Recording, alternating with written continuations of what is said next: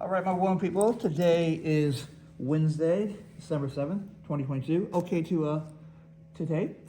Thank you. Last class I mentioned, I'll do it quickly, what's not in the textbook. What mistake does the textbook make on page 789? And the answer is the Civil Rights Act of 1875 is not listed here, which was the act that said treat everybody equally, and the Supreme Court deemed it unconstitutional on an act, Civil Rights Act of 1875 said treat everybody equally, an act to protect all people, okay? And when you're at public places, theaters, you name it, people of color have the right to be on juries, vote, all that kind of stuff, right? Was protected underneath that act. The Supreme Court deemed it unconstitutional in 1883. Too many people don't know about that. And they think that the first one was the Civil Rights Act of 1964, which is listed here. So I'm saying that's the mistake that the textbook makes, giving that history as if it all started here. No, you had it already, right after slavery, and where black men and white men voted together in the 19th century in fusion coalitions. They voted economics, not anybody's color or anything like that. But they got rid of that by bringing Jim Crow. But my point I'm trying to make is that history is important to understand where America is today.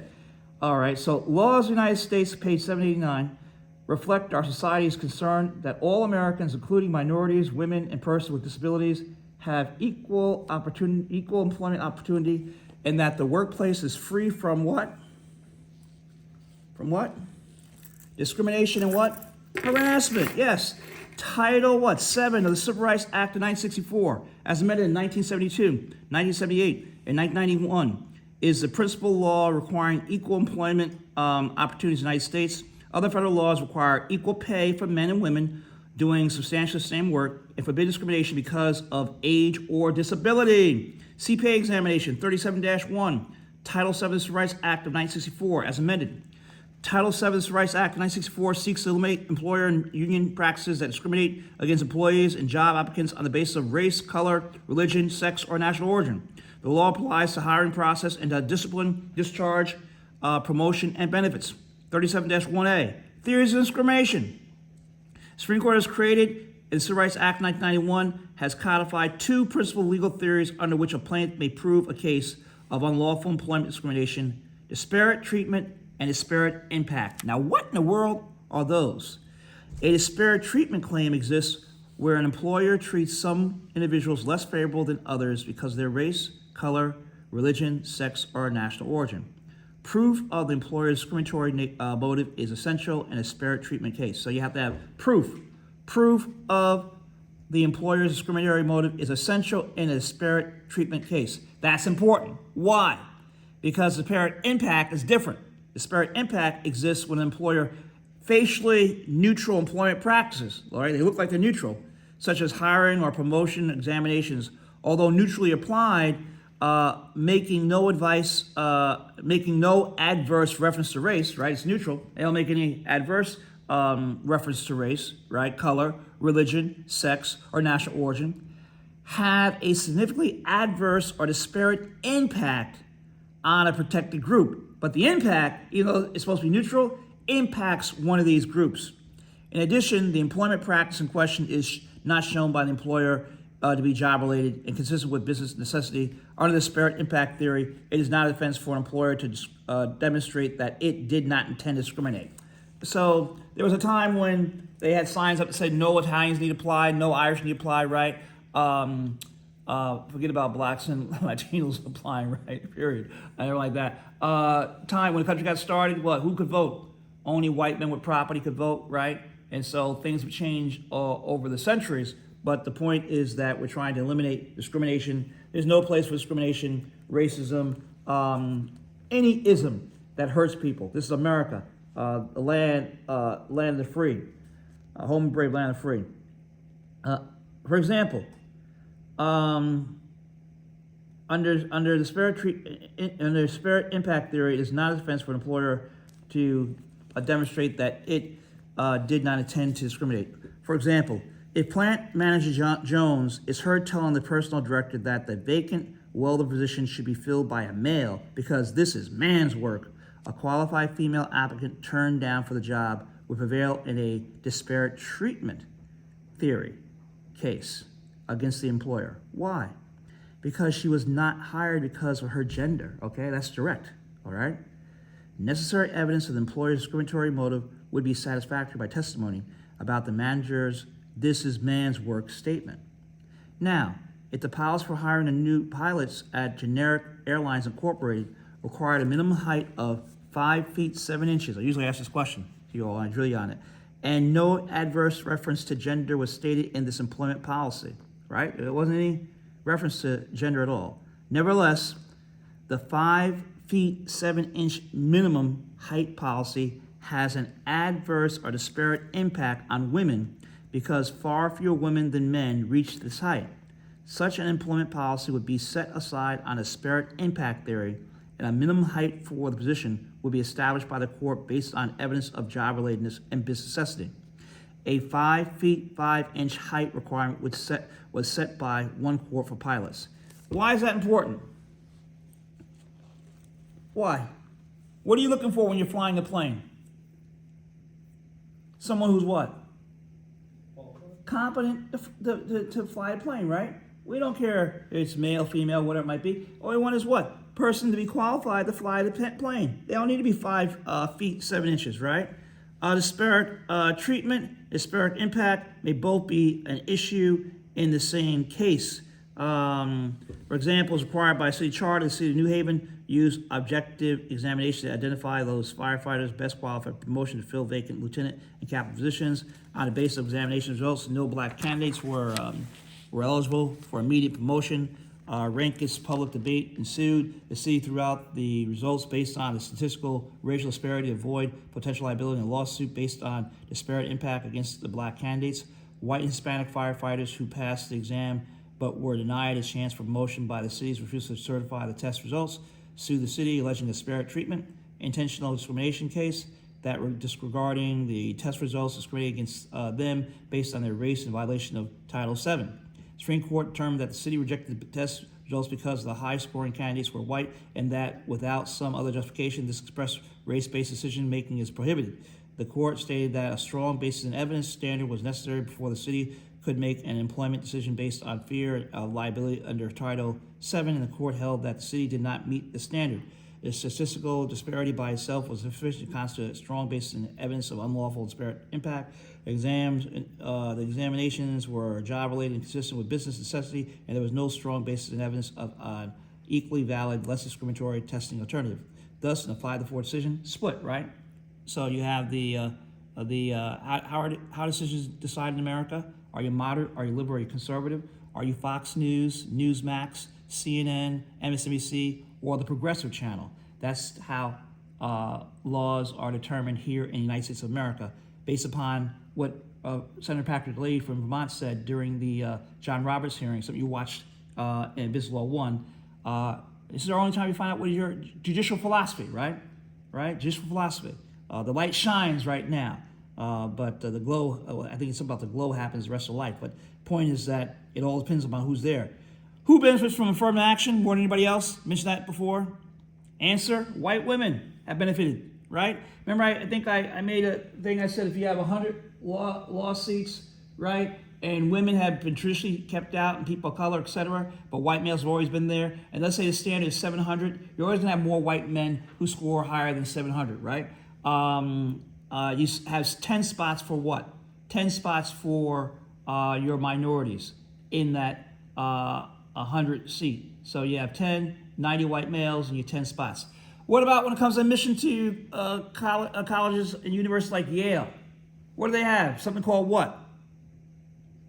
What gets you a free card into those schools? Free card. Had nothing to do with your score.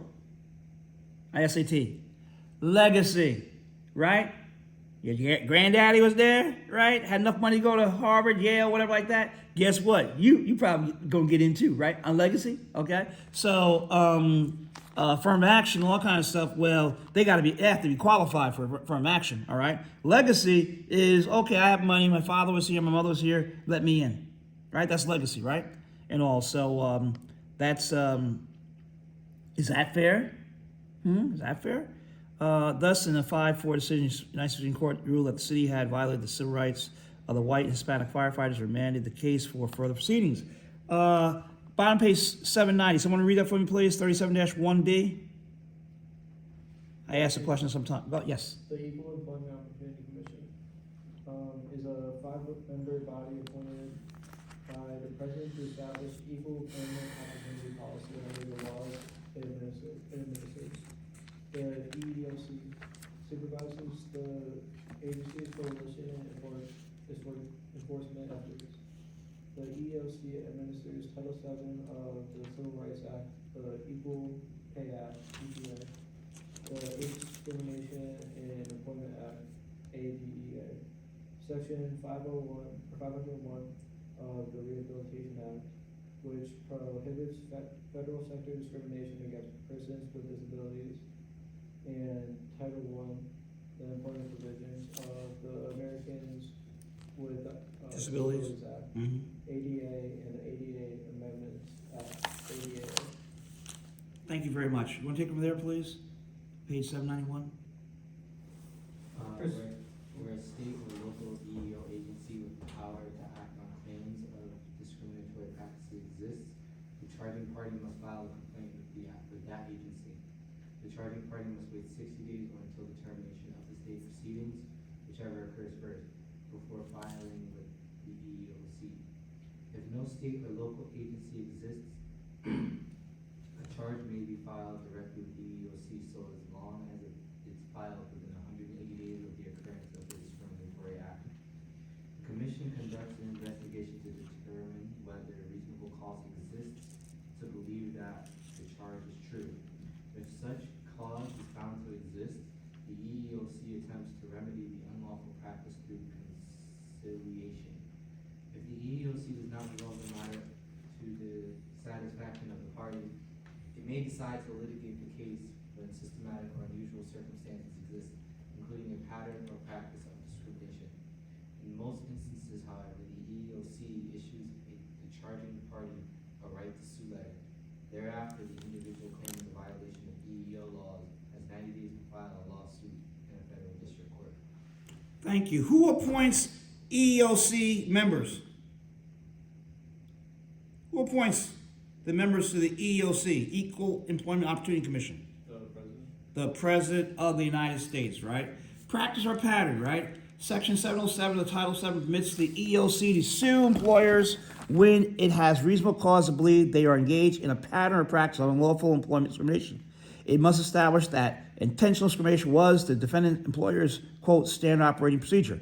A first phase focuses on the employer's policy or practice, not on individual charges. Once the pattern or practice of discrimination is established, the process moves to the individual relief phase, where individual claims may be presented. The purpose of Section 707 is to provide the government with a swift and effective weapon to eliminate unlawful practices. Systematic class action cases. The EEOC has placed renewed focus on identifying, developing, and litigating discrimination cases involving employment policies affecting the large class of individuals in every statute enforced by the agency. When an individual files a discrimination charge with the EEOC, it now may expand its investigation into employers-related employment practices involving similar situated individuals. Possibly statutory violations discovered during the course of the investigation of the individual charge may lead the EEOC to bring a systematic case on behalf of a number of employees against the employer under Section 706 of the Act. In Mach Mining, where the mine employed 130 miners, all men, the company paid $4.25 million to settle the lawsuit on behalf of all women who refused jobs because of their gender. Damages. Title VII sets damages available to victims of discrimination, figure 37-1. Section 706K of the Title VII provides that the court, in its discretion, allow the prevailing party, other than the EEOC in the United States, a reasonable attorney's fee. Thus, a court may award a prevailing individual in a Civil Rights Act lawsuit against an employer reasonable attorney fees and costs. It also may award attorney fees against the EEOC itself, the agency's lawsuits, without what? Foundation. For example, in EEOC versus People Mark, the federal district court awarded the temporary staffing firm People Mark the prevailing party in the lawsuit initiated by the EEOC's attorney fees, expert witness fees, and other expenses totaling $751,942.48, because the EEOC should have known at a certain point that there was no evidence supporting its complaint that the company maintained a policy adversely affecting a class of African Americans of denying employment to any person with a criminal record. Page 793, continued, arbitration options. With the exception of transportation employees, employers can craft arbitration agreements that require employees to what? Arbitrate employment dispute. Where have we seen that before? Arbitration. Where have we seen that? Oh, chapter 2? Yeah, chapter 2, right? Including statutory discrimination claims, and these mandatory arbitration clauses can be enforced in federal courts under the Federal Arbitration Act. Courts do, however, require the arbitration clause be fair. Moreover, a party agreeing to arbitration does not forego substantive rights afforded by Title VII or alter federal anti-discrimination statutes. A fair arbitration clause requires adequate discovery, mandates the arbitrator have authority to apply the same types of relief available from a court, and should not preclude an employee from vindicating statutory rights because of arbitration costs. A union may negotiate a provision in a collective bargaining agreement requiring all employment-related discrimination claims be resolved in what? Arbitration. In arbitration. Someone read for me, please, definition of supervisor, please. 37-1C, page 793, please. Under the Title 7, under Title 7, an employer's liability for workplace harassment of employees may depend on the status of the harasser. If the harassing individual is a victim's coworker, the employee is liable only if the employer was negligent in controlling working conditions. If the harasser is a supervisor who takes an adverse tangible employment action against the victim, the employer is strictly liable. The Vance vs. Ball State University decision defines the word supervisor under the Title 7, under Title 7 of the Civil Rights Act of 1964. Keep going, please. Do you want to read the case Yes. summary or? You just turn the page, but you don't have to do the case summary there. Page 794, 37-2, please. Protected class and exceptions. To successfully pursue a Title 7 lawsuit, an individual must belong to a protected class and meet the appropriate burden of proof. Exceptions exist for certain employment practices. Race and color. The legislative history of Title 7 of the Civil Rights Act demonstrates a primary purpose of the Act is to provide fair employment opportunities for Black Americans. The protection of the Act are applied to the blacks based on race or color. The word race is used in the Act applies to all members of the four major racial groups: white, Black, Native American, and Asian Pacific. Native Americans can file charges and receive the protection of the Act on the basis of national origin, race, or in some instances, color. Individuals of Asian Pacific origin may file discrimination charges based on race or color, or in some instances, national origin. Whites are also protected against discrimination of race and color. Thank you. For example, 2 white professors at a predominantly black university were successful in discrimination suit against the university. It was held that the university had discriminated against them on the basis of race and color and tenure decisions. Thanks again for reading that. Thank you all. So for centuries, black people, right, Latino also, right, if you're dark-skinned Latino, all right, or Asian, okay, weren't allowed to teach. Where? Universities were kept out. I mean, they had the black universities, right? That kind of stuff like Lincoln and Howard, all that kind of stuff. But I'm talking about in general, right? There would be discrimination. You really don't get your... There's always been qualified people of color everywhere. There's exceptions to what I'm saying, okay? There's always been qualified people of color everywhere, but the system kept them out. I don't think I had you do this year about the federal... Federal Housing Agency and how they discriminated against African American World War II soldiers. You know, some years I have you all do that. You look it up and you find out from their data how they discriminate against the black soldiers. And of course, that hurt people of color from buying what homes. And how do you transfer wealth? It's a home, right? It's a home. So the whole history of that you can look up on your own to see how the system actually prevented people of color from moving forward. Also, not being paid the same, teachers who are black not being paid the same wage teachers who are white. I mean, there's so much going on. You start reading this history, north and south. Okay, you have these problems. It's just unbelievable. So what's happened thus far to help change our society is quite amazing, and everyone needs to be treated with dignity and respect. Male, female, black, white, red, yellow, green, purple. There's one race, the human race. Everyone needs to be treated with dignity and respect, and everyone needs to have a decent wage, period. Okay, period. 37-2B, religion. Title VII requires employers to accommodate their employees or prospective employees' religious practices. Most cases involving allegations of religious discrimination revolve around the determination of whether an employer has made reasonable efforts to accommodate religious beliefs.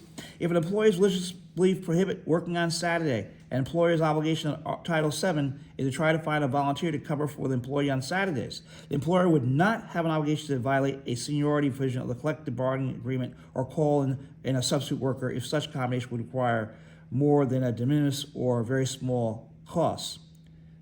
So want to read for me 794, garments worn for religious reasons. Ordinarily, employers have little reason to be informed or concerned about the religious practices of the individual employee. However, because many Muslim women wear special clothing as part of their religious observances, which may conflict with an employer's safety or grooming standards, employers should develop appropriate and justifiable policies for their business and provide training for supervisors on how to properly handle requests for religious accommodation. Thank you. A federal district court ruled in favor of a Muslim employee who was terminated for refusal to remove her headscarf when dealing with customers where the employer did not strictly enforce its company uniform policy until after the terrorist attacks on September 11, 2001. The court did not accept the employer's argument that allowing an exemption for the employee would lead to the need for many other exceptions, making its company uniform policy meaningless. Page 795. Safety risks may provide a justifiable basis for a dress code. For example, a court ruled that Kelly Services did not discriminate against a Muslim woman when it decided not to refer her to a client company, Naha Printing, because she wears himar. She had been informed by Kelly's staffing supervisor that you would have to take your scarf off, you cannot cover your hair, and the applicant replied that she could not remove her himar because her religion required her to wear it, right? It's interesting now that everybody has to wear. Well, during COVID, everyone had to put masks on, right? Remember they were talking about take off the hijab, and everything like that. Interesting. Let me see, where was I? Because religion required her to wear it, the EOC asserted that the employer could have reasonably accommodated her by allowing her to tie her himar back like people with long hair are allowed to do. However, the non-printing executive explained that the hair is permanent, is different from hair because of the risk that the hair, like a hair hat, could fall off into the machinery, and safety risk would be the worker reached in and trying to grab it, pulling an individual into a piece of equipment or damaging equipment, or other individual are trying to help could potentially be hurt as well. Okay, body art work rules and religious beliefs. Employees have challenged employer ban on body art as religious discrimination, asserting that employers have not made reasonable efforts to accommodate religious beliefs. EOC's 1980 guidelines broadly define religion to include moral, ethical beliefs as what is right and wrong, which are sincerely held with the strength of traditional religion views. The guidelines do not limit religion to theist practices or the beliefs professed by organized religion. Kimberly Kotler was a member of a church of the body modification. Costco's grooming policy prohibited any visible facial or tongue jewelry in order to prevent a professional image to its customers. Miss Collier wore an eyebrow ring as a religious practice. Miss Collier rejected Costco's offer to return her to work if she wore a badge or plastic retainer over the jewelry because it would violate her religious beliefs. United States Court of Appeals determined that her refusal to accept an accommodation short of an exemption was an undue hardship for the employer because an exemption would negatively impact the employee's policy of professionalism. Some courts have looked for actual proof of harm to the employer in assessing whether undue harm exists for the employer. The EEOC brought an action against Red Robin Gourmet Burgers Incorporated for failure to provide exemption from a grooming policy where employees' religious tattoos rather than his risks. The federal district court looked for actual proof of the restaurant's assertion that the tattoos contravene the company's family-oriented image, such as a customer complaint or other evidence, as opposed to mere assertion. The court concluded that the employer failed to provide sufficient evidence of undue hardship accommodating an exemption for the employee. Title VII permits religious societies to grant hiring preferences in favor of members of what? Of what? Their religion. It also provides what? Exemption for educational institutions to hire what? Employees of a particular religion, if the institution owned, controlled, and managed by a particular religious society. The exemption is a broad one and not restricted to religious service activities or of the institution. Oh, so there's a way to discriminate? A backdoor way? 37-2C, sex. Employers who discriminate against female or male employees because of their sex are held in violation of Title VII. The EEOC and the courts determined that the word sex, as used in Title VII, means a person's gender, not the person's sexual orientation. State and local legislation, however, may provide specific protections against discrimination based on sexual orientation, height, weight, and physical ability requirements.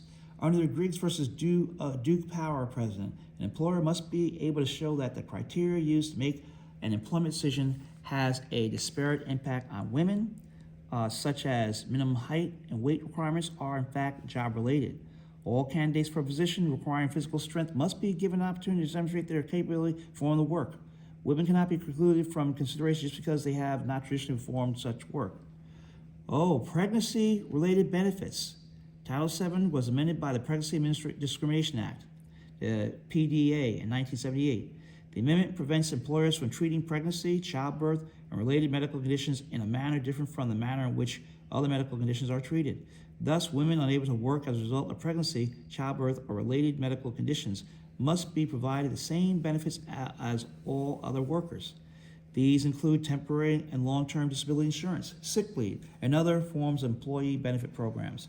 An employer who does not provide disability benefits or paid sick leave to other employees is not required to provide them for pregnant workers. The PDA also protects women from termination or other employment actions because of what? Pregnancy. For example, a catering manager who informed her employer that she would be taking a 12-week leave after childbirth during the busiest time of the year and was subsequently fired by her employer for, quote, customer complaints, end quote, was able to bring suit against the employer under the PDA where the employer's reason was a pretext. The PDA also protects women from discrimination after giving birth to a child for up to 4 months thereafter. For example, Catherine Albin was allowed to pursue her claim against the Thomas Pink clothing store that she was denied promotion to manager based on her recent pregnancy, quote, recent pregnancy, with the legislative act occurring 3.5 months from the date of birth of her first child. The bottom page 796, 37-2D, sexual harassment. Tangible employment action, hospital, work environment are two classifications of sexual harassment. Sexual harassment as tangible employment action involves a situation in which a supervisor performs a, quote, official act, end quote, of an enterprise, such as discharge, demotion, or undesirable reassignment against a subordinate employee because of the employee's refusal to submit to supervisor's demand for sexual favors. The employer is also vicariously liable for the harassment by a supervisor on the so-called aid in the agency relations standard. That is, supervisors aided in accomplishing the wrongful objective by the existence of the agency's relationship. The employer empowered the supervisor as a district class of agent to make economic decisions affecting other employees under the supervisor's control. The employer can raise no affirmative defense based on the presence of an employer's anti-harassment policy in such a case. Page 797, hostile work environment. A second type of sexual harassment classified as hostile work environment occurs when a supervisor's conduct does not affect an employee's economic benefit, but causes what? anxiety, and, quote, poisons the work environment for the employee. Such conduct may include unwelcome sexual flirtation, propositions, or other abuses of sexual nature, including the use of degrading words or display of sexually explicit pictures. This type of sexual harassment applies to all cases involving supervisors in which the enterprise takes no official act, including constructive discharge cases. The plaintiff must prove severe and pervasive conduct on the supervisor's part to meet the plaintiff's burden of proof. The employer may raise an affirmative defense to liability for damages by proving that 1, it exercised reasonable care to prevent and promptly correct any sexual harassment behavior at its workplace, and 2, the plaintiff employee unreasonably failed to take advantage of the corrective opportunities provided by the employer. The existence of the employer's sexual harassment policy and notification procedures, figures 37S2, will aid the employer in providing the affirmative defenses in hostile working environment cases. Whoa, all right, that stuff is real, you know? Rationale, quote, the primary objective of Title VII, like that of any statute meant to influence primary conduct, is not to provide redress but to avoid harm, end quote. When there is no, quote, official act of the employer may raise an affirmative defense.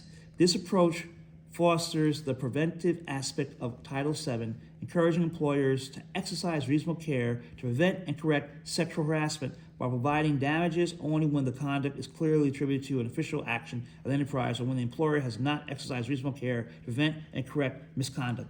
Can someone who is gay or a lesbian, a member of the LGBTQIA community, can they be sexually harassed? Absolutely, right? Absolutely, okay? For example, Kim Ehrlich alleged that she was subject to constant sexual harassment by her supervisor, Ted Swope, of Burlington Industries. Swope made comments about her breasts, told her to loosen up, and warned her, you know, Kim, I could fire you. I could make your life very hard or very easy at Burlington. When Kim was being considered for promotion, Floyd expressed her reservation that she was not, quote, loose enough, and then reached over and grabbed her knee. She received the promotion, however. After other such instances, she quit and filed charges alleging that she was constructively discharged because of unendurable working conditions resulting from hostile work environment created by SLOC. She did not use Burlington sexual harassment internal complaint procedures because she was not a victim of the tangible employment action involving an official act of the enterprise because she received the promotion sought. See that? They gave her the promotion, okay? But still she had to deal with sexual harassment. The employer will be able to raise an affirmative defense. She will be able to prove severe and pervasive conduct on the part of the supervisor under hostile work environment theory. However, the employer may defeat liability by proving both that it exercised reasonable care to prevent and correct sexual harassment behavior through its internal company complaint policies and that Kim unreasonably failed to take advantage of the company's procedure. What are you gonna do in that situation? You know what I'm saying? Well, this is some real stuff that women go through, all right? I know men to some degree, but women, and they're trying to put food on the table, you know, take care of their family, and many times women will sometimes ignore it because of what reason? Why might they ignore it? Because they need the what? They need a job? Huh? But we as society should prevent this kind of stuff from happening, period. Everyone should be treated with dignity and respect, period. Across the board, equally, with dignity, respect for one another. I know we've had a history where, especially during slavery, where the slave woman, Thomas Jefferson having all those kids, right, from Sally Hemings, right, and everything like that, his slave woman, right, she can't say no, she's a slave. Okay, so you magnify that by the millions of slave owners and all that kind of stuff. You see what's going on in our country from day one, just about 1619 when the first slaves got here. Even when they brought the slaves over from Africa, they would have a comfort station where they had a room where you look at the slave ships where there'd be a black woman there, and if they want to have sex, they could have sex. And so it's been a mess. I was watching that Rosa Parks thing the other day. And that was on MSNBC. They talked about a black lady coming back from church and how she got raped by 6 men, white men, 1944. And she was told, don't tell anybody. She told the sheriff. Nothing was ever done about it to this very day, you know. Well, that's just one example of many. If you read, what is it, Atom by Atom? Reverend Adam Clayton Powell Jr.'s book, or if you just read books, you'll find out that, well, let's, I'll give you an example. Strom Thurmond, right? Known to be a racist, right? If you look, Google him, Strom Thurmond, right? And I think in 1948, he left the Democratic Party because he wanted to keep on segregation. Come to find out, he had a black child, right, from his maid or whatever. They kept it quiet until after he passed away. Okay, I think he's from South Carolina, Strom Thurmond. Anyway, what I'm saying is, it goes deep. And how did Plessy end up being 7/8 white and 1/8 African blood, but it wasn't discernible? How'd that happen? Slavery, right? And the Plessy versus Ferguson's case, check it out, 1896. That's what the Supreme Court said, right? Not discernible. Okay, moving on. Bottom page 798. Non-supervisors and employers liable for the sexual harassment caused its employees by co-workers or customers only when it knew or should have known of misconduct and failed to take prompt remedial action. You can't be afraid to stand up for what's right and to help people. Page 799, 37-2E, developing law regulating sexual orientation and gender identity. Now you might end up like Santello, right? Remember Santello in the last chapter where he started the union? And what they do? They punished him, right? And he won his case saying, hey, you never enforce these things. Your man come start a union. When you're a whistleblower and you stand up for truth and justice and righteousness, sometimes you may end up suffering, okay? Even when you're right, because there's some people who don't believe in justice and liberty for all, but we must believe in a colorless society that treats everyone, male and female, with dignity and respect.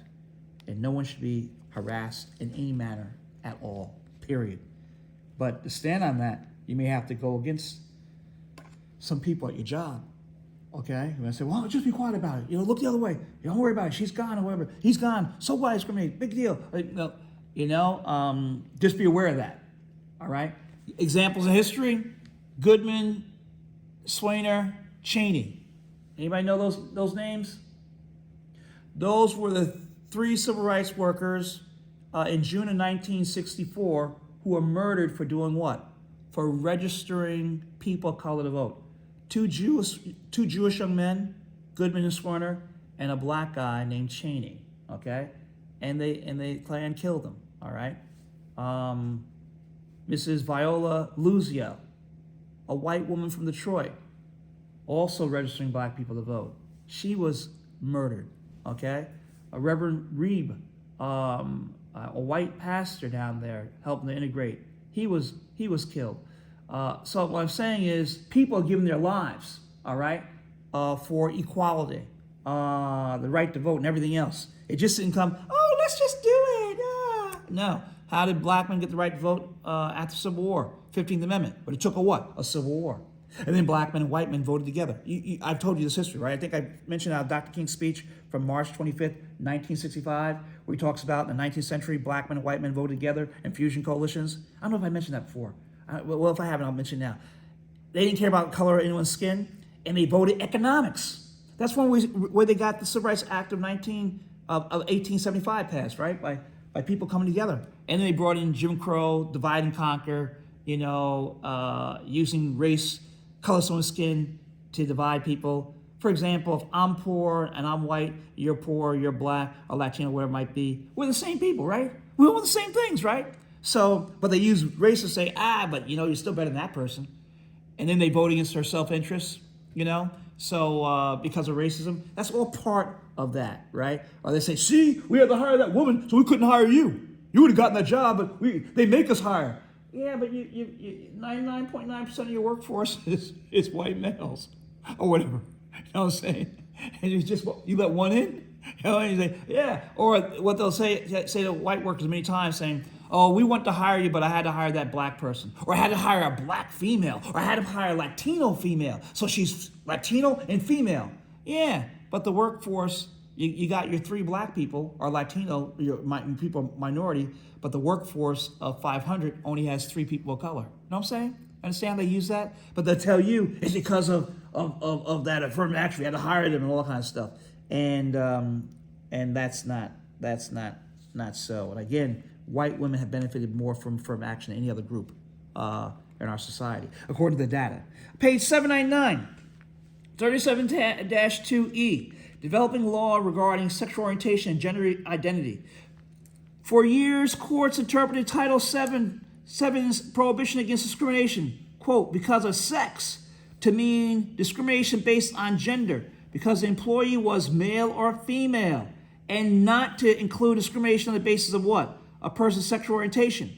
The United States Supreme Court, however, did not recognize gender discrimination may include same-sex harassment or harassment based on sexual stereotyping. I'm sorry. The United States Supreme Court, however, did recognize that gender discrimination may include same-sex harassment or harassment based on sexual stereotyping. Thus, in the Price Waterhouse versus Hopkins, Supreme Court found that an accounting firm violated Title VII when it denied partnership to a woman because she was forceful and aggressive and did not conform to gender stereotypes? What? In Enclave versus Sunderner Offshore Service Corporate, Supreme Court concluded that sex discrimination consists of same-sex harassment is actionable under Title VII. The traditional approaches to cases involving discrimination based on sexual orientation have been to leave it to Congress to amend Title VII to make the law clear if it is intended to cover sexual orientation or gender identity. In its recent Boxock versus Clayton County, Georgia decision, the Supreme Court applied the broad statutory language of Title VII because of such individuals' sex to the 3 cases before it, included that employer who fires an individual merely for being gay or transgender defies the law. All right. Let's see how that all turns out now that you have a 6-3 conservative majority, right? Just heard a case. What about someone who's a web designer who hasn't designed anything yet, but something about if they have to serve people who are gay, something like that. Anyway, it's a mess. It's a mess. All right, but stay on top of it. What's going on? Bottom 799, 37-2F. I think that's what that case is about.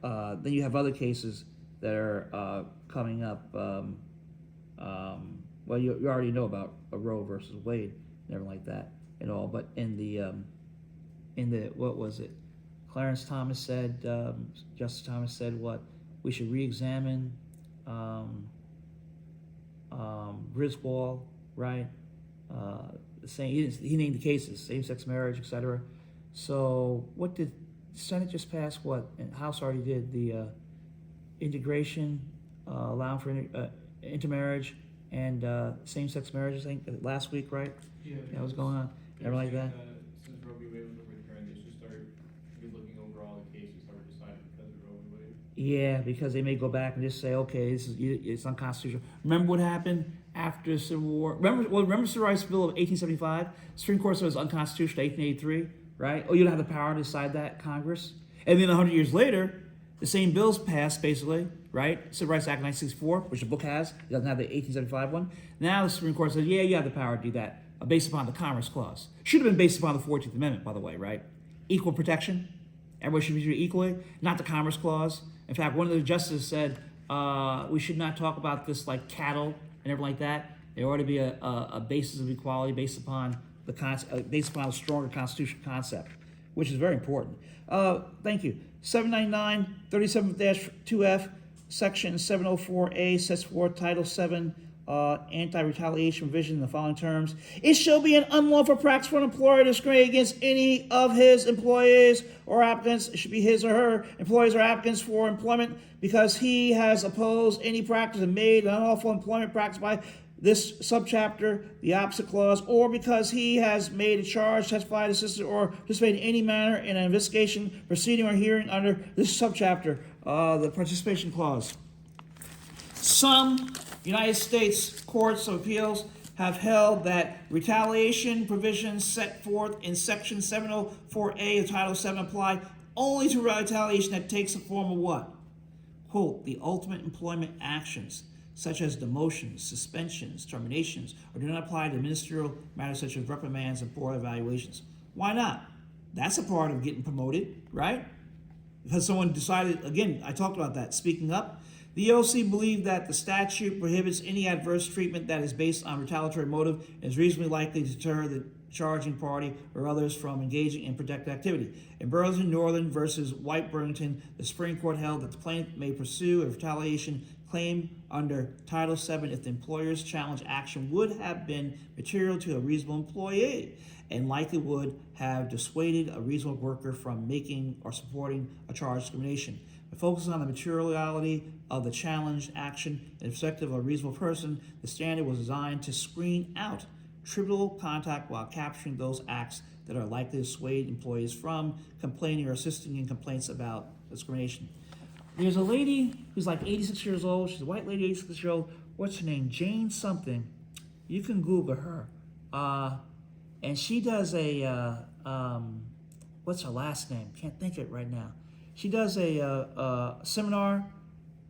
And I think she's the one back in the 60s who did the blue eyes and brown eyes, divided the students and treated the brown-eyed kid one way, the blue-eyed kids another way. I think that's the one she did. But she starts with her lecture saying, talking to white people, would any of you white people like to trade places with black people?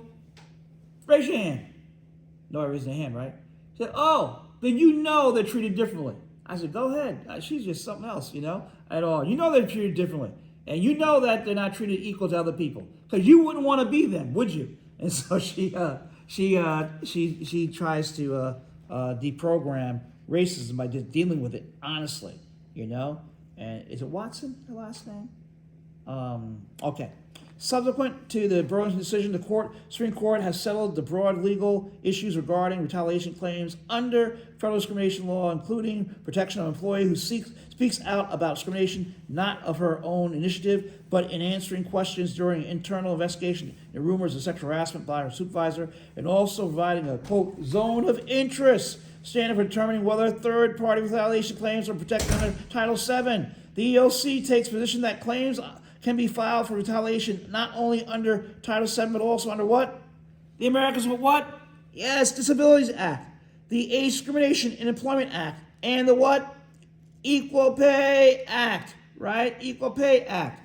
Top of 201. Someone like to read for me, please? National origin, 37-2G, please. That paragraph.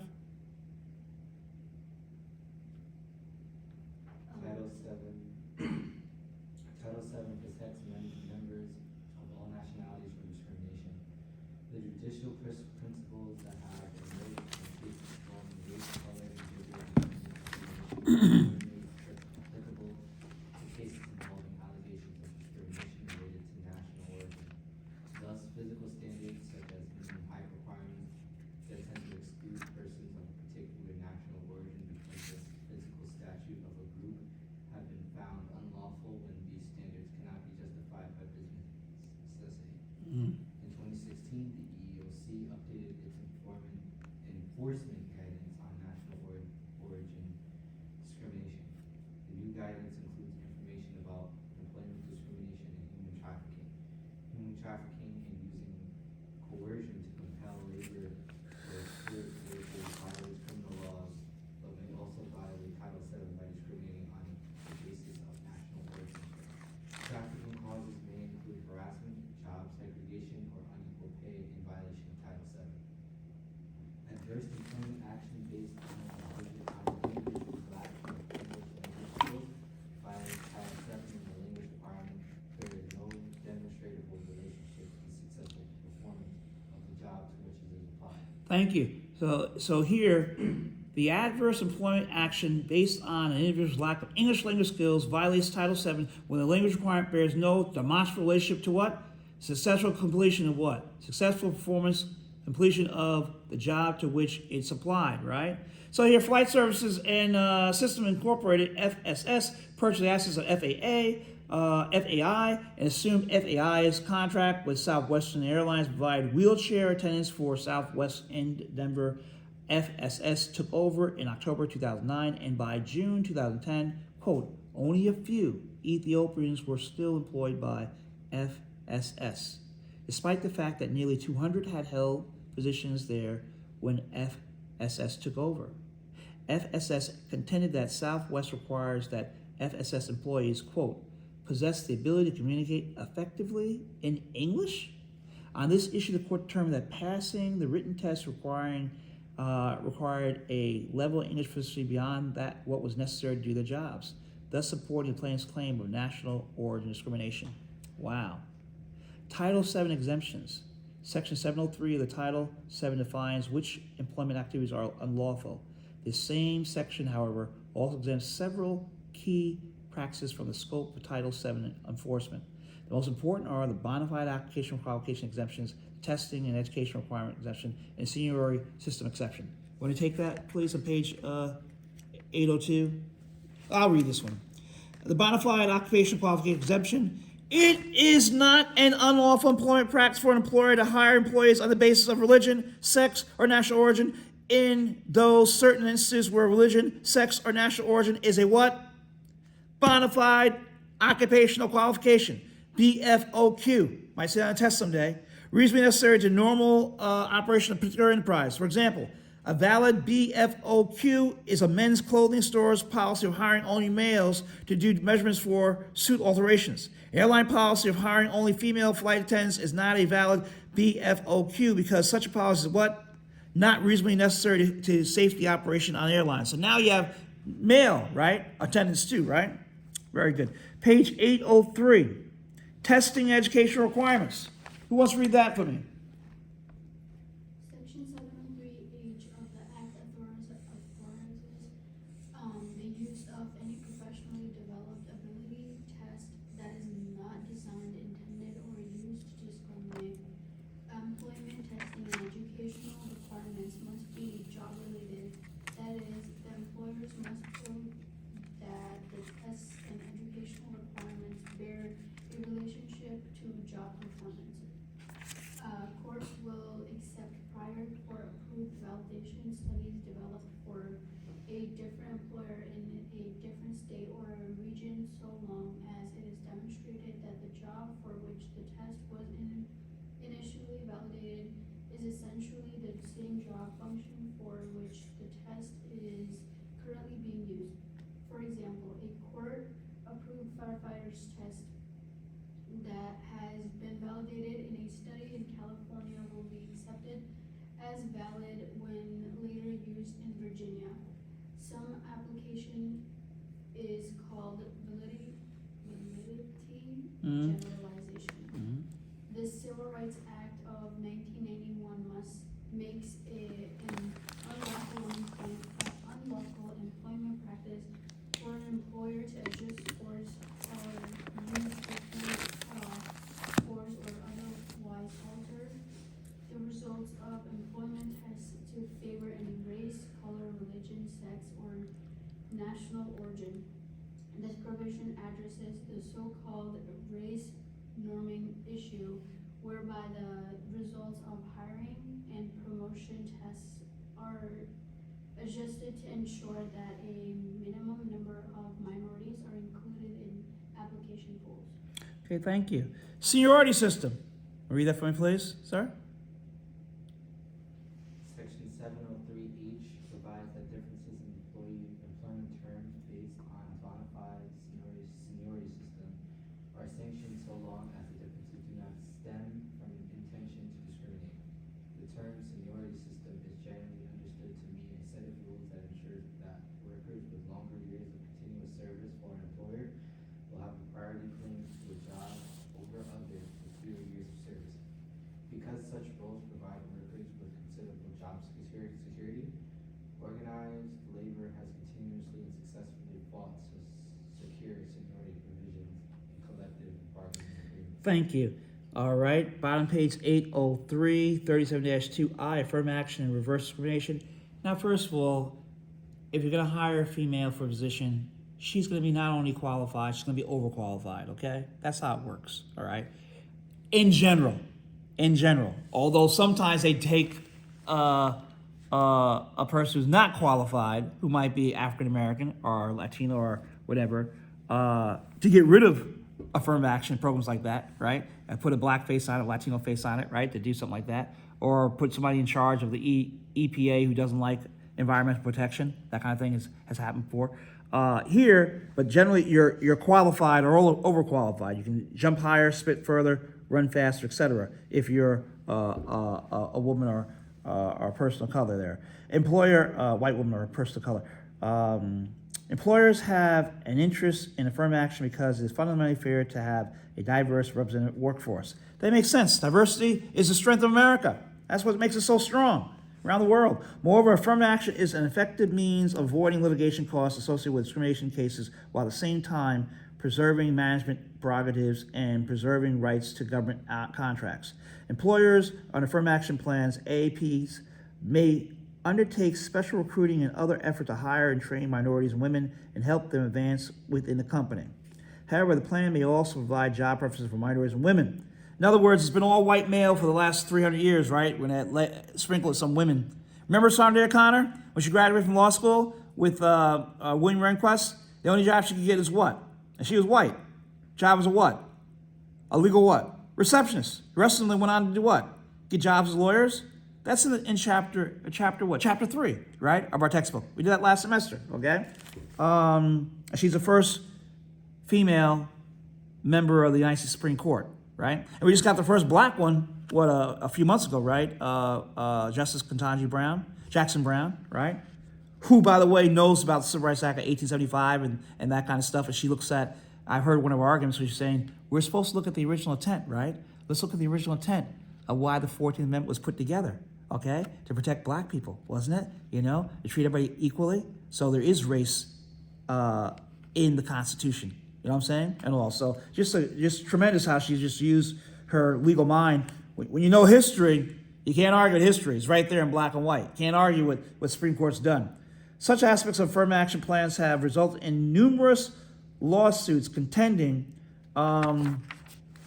that Title VII of the Civil Rights Act 1964, the 14th Amendment, or collective bargaining contracts have been violated. The Supreme Court has not been able to settle many difficult issues Supreme Court has not been able to settle the many difficult issues before it with a clear and consistent majority. The court has decided cases narrowly, with individual justices often feeling compelled to speak in concurring or dissenting opinions. In other words, now we have what? Conservatives, right? And so therefore, we've seen what happened with Dobbs and everything else. All right. In 1995, Adverin Construction Incorporated versus Pinna decision the Supreme Court placed significant limits on the federal government's authority to implement programs favoring businesses owned by racial minorities over white-owned businesses. The decision reinstated a reverse discrimination challenge to a federal program designed to provide highway construction contracts to disadvantaged subcontractors in which race-based presumptions were used to identify such individuals. The court found the program to be a violation of the equal protection component of the Fifth Amendment's due process clause and announced a strict scrutiny standard for evaluating racial classifications used in the federal government's Disadvantaged Business Enterprise, DBE program. This standard can be satisfied only by narrowly tailored measures that further compelling government interests. The government stated that the program based on disadvantage rather than race are subject only to the most relaxed judicial scrutiny. 6 additional years of litigation ensued before the case involving Adrian Construction Corp. Was finally concluded on the procedural and jurisdictional grounds. As it is now called, is now the landmark Supreme Court decision setting forth the legal principles evaluating affirmative action programs involving race and remedies.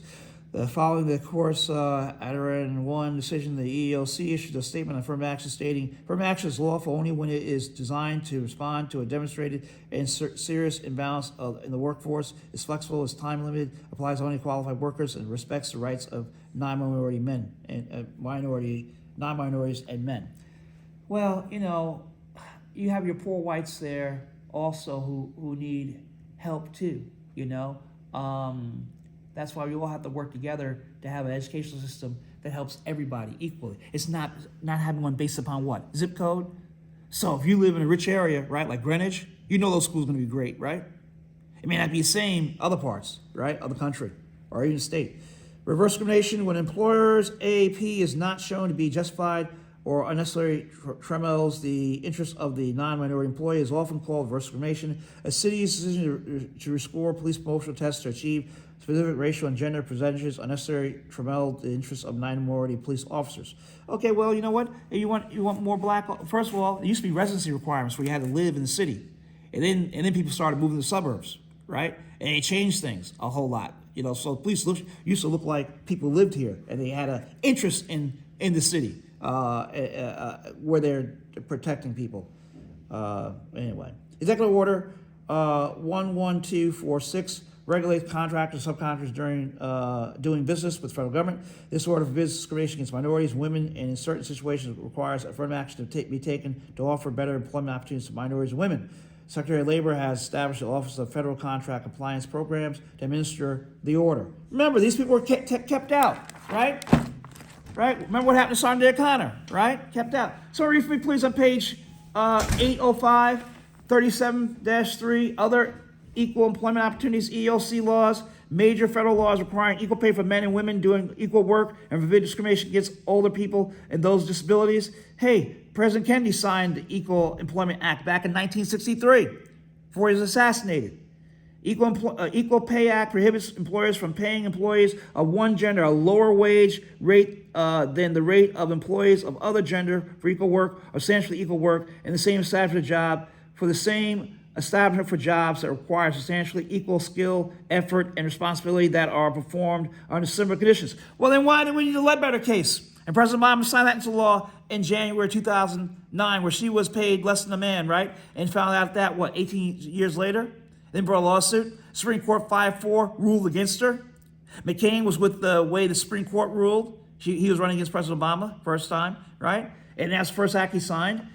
In August 2015, the county of Denton, Texas, hired a male physician at $34,000 higher than what it was paying Dr. Martha Story to do the same job duties required of Dr. Story. Federal court determined that the county violated the Equal Pay Act and Title VII and ordered the county to pay Dr. Story $115,000 in back wages.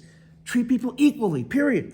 The Equal Pay Act does not prohibit all variations in wage rates paid men and women, but only those variations based solely on what? Gender. The Act set forth 4 exemptions. Variances in wages are allowed where there is 1, seniority system, and of course the men have been there longer, right? 2, a merit system. 3, the system that measures earning by quality and by quantity and quality of production. And 4, differential based on any factor other than gender. Well, so are the women invited out to the golf course? To go golf with the guys? I don't know. I'm just saying. These are issues, right? Are they meeting in a sauna? And to have discussions? 37-3B, 805, the Age Discrimination and Employment Act, the ADEA, forbids discrimination by employers, unions, and employment agencies against persons over 40 years of age. Section 4A of the ADEA sets forth the employment practices that are unlawful under the Act. And by the way, including the failure to hire because of age and the discharge of employees because of age. Now you have rich men who are concerned about their daughters too, right? In our society now, making sure that they get treated equally when they're doing their business. So things are changing, all right? Section 7B and the ADE allows for doubling the damages in the cases of willful violation of Act. Consequently, an employer who willfully violates the ADEA is liable not only for back wages and benefits, but also for additional amounts as liquidated damages. Someone read for me, please, on page 806, the Older Workers Benefit Protection Act of 1990. Right there, please. The Older Workers Benefit Protection Act of 1990 amends the ADEA by prohibiting age discrimination in employee age benefits and establishing minimum standards for determining the validity of waivers of age claims. The OWBPA amends the ADEA by adopting an equal benefit or equal cost standard, providing the older workers must be given benefits at least equal to those provided for younger workers unless an employer can prove that the cost of providing an equal benefit would be more for an older worker than a younger one. Keep going, please. Employers commonly require that employees electing to take early retirement packages waive all claims against their employers, including their rights or claims under the ADEA. The OWBPA requires that employees be given a specific period of time to evaluate proposed package. Enforcement of the ADA is the responsibility of the EEOC. Procedures and time limitations for filling and processing ADA charges are the same as those under Title VII. However, Title VII is materially different from the ADA with respect to burdens and persuasion. And Supreme Court decisions construing Title VII do not control the construction of the ADA. Rather, in all cases and disparate treatment, including mixed motive cases, the plaintiff has to prove by a preponderance of the evidence that age was the but-for cause of the challenged adverse employee action. Thank you. Anything on? The right of a person with disabilities to enjoy equal employment opportunities was established on the federal level with the enactment of the Rehabilitation Act of 1973.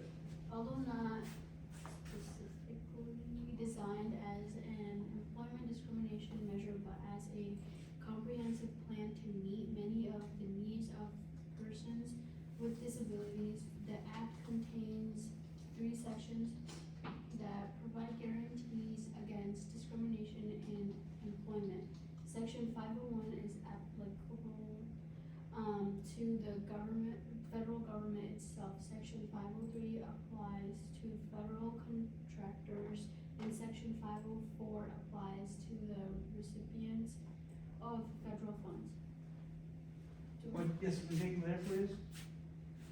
Title I of the Americans with Disabilities Act of 1990 extends employment protection to disabled persons beyond the federal level to state and local government agencies and to all private employers for senior employees. The ADA refers to terms qualified individuals with disabilities rather than the term handicapped person, which is used in the Rehabilitation Act. In drafting the ADA, Congress relied heavily on the language of the Rehabilitation Act and its regulations.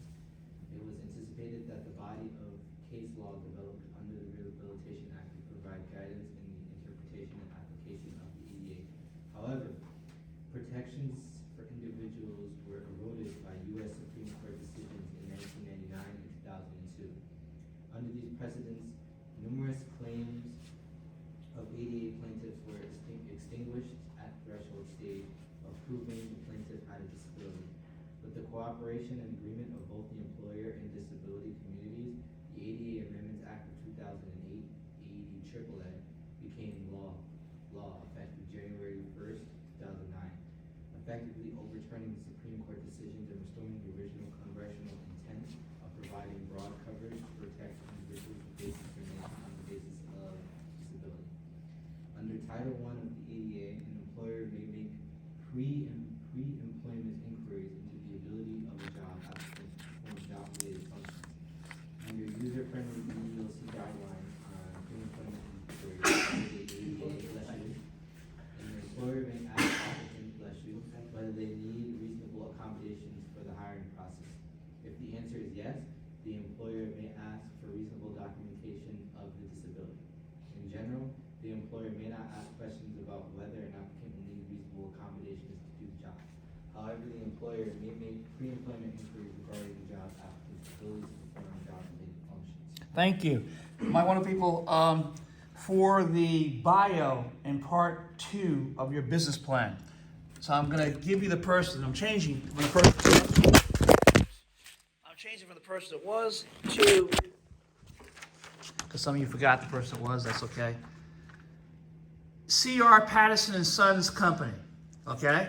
C.R. Patterson and Sons Company, and you have to answer the question, if you were that person in that time period, of course, after giving you bio, how would you sell that item? Just like you did,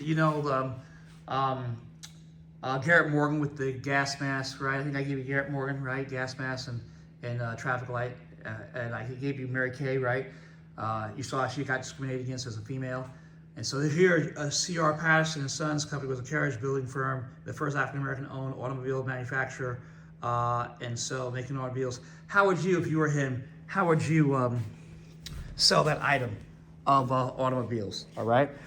Okay, keep going. Someone read the example for me, please. For example, Mario Ashkabal was initially offered a job at Chevron El Segundo, California oil refinery, but the offer was rescinded when the company doctors determined that the exposure to chemicals on the job would further damage his already reduced liver functions due to hepatitis C and might potentially kill him. An affirmative action defense exists for employers not only in cases where hiring an individual poses a direct threat to health and safety of the other employees in the workplace, but also where there is a direct threat to the employee in question. However, the employer must make an individualized medical risk assessment of employee conditions. Turn the page. Someone read for me, please, on page 808, providing proving a case. See that? Proving case? Americans with Disabilities Act as amended in 2008 prohibits employers from discriminating against a qualified individual on the basis of a ability. A qualified individual with a disability is one who with or without reasonable accommodation could perform the essential functions of an employment position. To establish a viable claim under the Act, a plaintiff must prove that one, he or she has a disability, two, he or she is qualified for the position, and three, an employer has discriminated against him or her because of disability.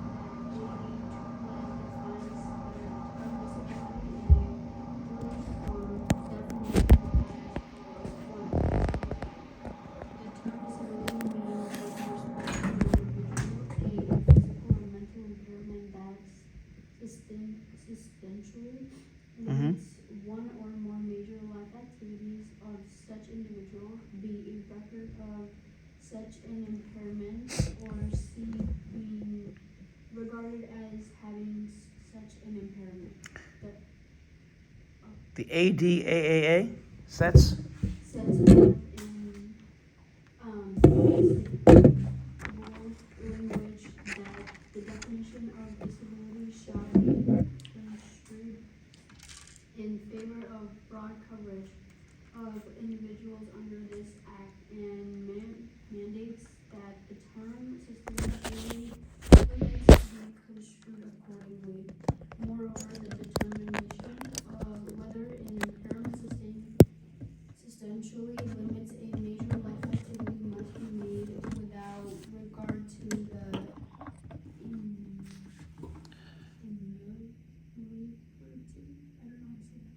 effects of mitigating measures. Oh, ameliorative effects of ordinary eyeglasses or contact lenses.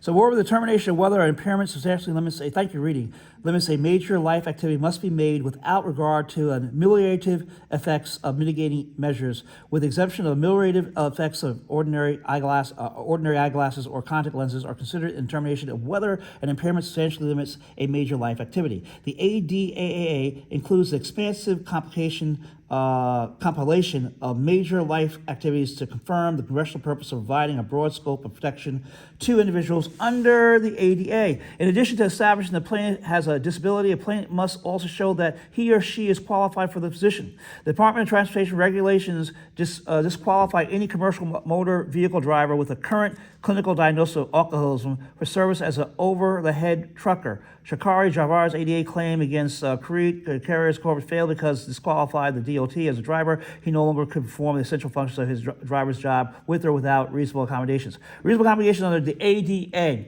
Section 1019 of the ADA defines an employer's obligation to make a reasonable accommodation for individuals with disabilities that include 1, making existing facilities accessible to 2 and usable by individuals with disabilities, and 2, restructuring jobs, providing modified work schedules required, or modified equipment or devices. An employer is not obligated under the ADA to make accommodations that would be an undue hardship on the employer. Seniority systems provide for a fair and uniform method of treating employees, whereby employees with more years of service have a priority over employees with less years of service when it comes to layoffs, job selection, and other benefits such as days off and vacation periods. Seniority rules apply not only under the collective bargaining agreements, but also to many non-unions by just job classifications in non-union settings. An employer showing that a requested accommodation conflicts with seniority rules is ordinarily sufficient to show that the requested accommodation is not reasonable. For example, Robert Barrett, a cargo handler for U.S. Airlines Incorporated, sought a less physically damaging job in the mailroom due to his back injury. Because a senior employee bid the job, U.S. Airlines refused Barrett's request to accommodate his disability by allowing him to work the mailroom position. Barnett filed suit under the ADA, and the case progressed to the United States Supreme Court, which determined that ordinarily such a requested accommodation is not reasonable. On remand to the trial court, Barnett was given the opportunity to show that the company allowed exemptions to seniority rules, and he fit within those such exceptions. A service dog or emotional support dog may be the form of accommodation in a workplace. Employers have to make decisions about the individual's need for accommodation and whether the dog can behave in the workplace in a manner that will not cause undue hardship to the employer. With courts applying a less demanding, page 810, less demanding standard for coverage under the amended ADA, employers are finding requests to provide reasonable accommodations more common. Employers are liable for failure to take appropriate action regarding requests for reasonable accommodations. Let me drop down here. Exclusion for coverage and act. The Act excludes from its coverage employees or applicants who are currently engaged in illegal use of drugs. All right, generic GINA, Generic Information Non-Discriminatory Act, is also administered by the EEOC. GINA was enacted in 2008 to prevent discrimination on the basis of generic information in health insurance and employment. Employees requiring fitness for duty or post-job, page 811, post-job medical examinations have to make certain that company doctors do not ask for DNA tests or family medical histories. It is advisable that all medical forms and questionnaires include prominently printed language that notifies the individual do not give us generic information, only family medical history. Extraterritorial employment, 37-4. The Civil Rights Act of 1991 amended both Title VII and the ADA to protect United States citizens employed in foreign countries by American-owned or American-controlled companies against discrimination based on race, color, religion, national origin, sex, or disability. The 1991 Act contains an exemption if compliance with Title VII or the ADA would cause a company to violate law of the foreign country in which it's located. Wow. Someone read for me, top of page 810, the example about Jane. I'll read it. Jane Garlotto had been diagnosed with a multiple sclerosis that had begun affecting her work. The most severe symptom was fatigue, which affected her ability to think, focus, and remember. All her symptoms were subject to being exacerbated by stress. Sought a reasonable accommodation on the ADA of having more clients removed from her job responsibilities. Employer took no action on the request. Moreover, while she continued to seek accommodations to no avail, the employer began disciplining her for poor job performance and ultimately fired her. She was awarded $2.3 million in compensation and punitive damages. Where disability is obvious and known to the employer, an employee is obligated to engage in an interactive process regarding accommodations of disability, even when a formal request for accommodation is not made. For example, 19-year-old Patrick Bradley, who has cerebral palsy, was hired to work as a Walmart pharmacy aide. After a few days on the job, with no training, he was transferred to the job of collecting shopping carts and garbage in the parking lot. His supervisor, Ms. Chin, regarded Brady as too slow and stated that she knew there was something wrong with him. While Brady did not request reasonable accommodation because of disability was obviously known to the employer, Walmart was found to be in violation of ADA, and judgment of $90,000, including $300,000 punitive damages, was awarded by United States Court of Appeals. Mental disabilities frequently are not obvious employers, and it is up to the employee to disclose non-obvious disabilities and any related limitations and need for accommodations to his or her employer. Mrs. Watts alleged that she failed to inform her employer of her bipolar disorder and obtained an accommodation. The court therefore determined that her employer had no duty to accommodate her in her discharge for erratic and disruptive behavior aggressive within a work with a coworker. Respect to her supervisor is valid. Exclusions. The Act excludes from its coverage employees or applicants who are, quote, currently engaged in illegal use of drugs. The exclusion does not include an individual who has been successfully rehabilitated from such use or is participating in or has completed supervised drug rehabilitation is no longer engaged in illegal use of drugs. Title V of the Act states that employers such as transvestism, transsexualism, usage disorders resulting from current illegal use of drugs are not in and themselves considered disabilities. Wow. You can read that on your own, and the summary on your own. Okay, my beautiful people, we'll see you, all right, next class.